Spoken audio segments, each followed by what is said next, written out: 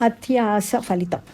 చంటి, బింటు అనే 2 ఎలుకలు ఆహారం కోసం వెతుకుతూ ఓ ఇంట్లోకి వెళ్ళాయి.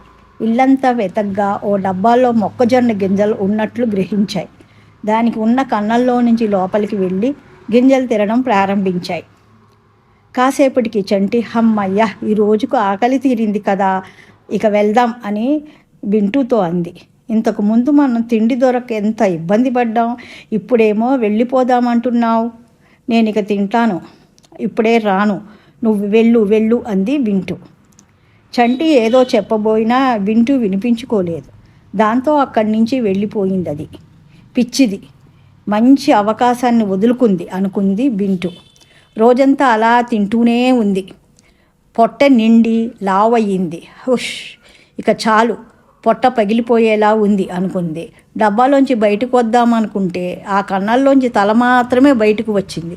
పోనీ దాన్ని పెద్దది చేద్దామంటే అది ఇనప డబ్బా. దాంతో తిన్నది అరిగే వరకు అందులోనే ఉండక తప్పని పరిస్థితి. కానీ ఈలోగా ఇంట్లో వాళ్ళు వచ్చి ఎక్కడ తనను గుర్తిస్తారో అని ప్రాణభయంతో గడిపింది. భయపడినట్లుగానే కాసేపటికి ఇంటావిడ వచ్చి డబ్బాను తెరిచింది.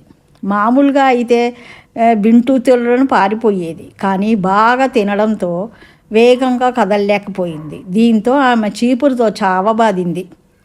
చక్కగా చంటి చెప్పినట్లు విని వెళ్ళిపోతే బాగుండు, అయినా చేతులు కాలేక ఆకులు పట్టుకొని ఏం లాభం అనుకుంటూ బింటు ప్రాణాలు విడిచింది.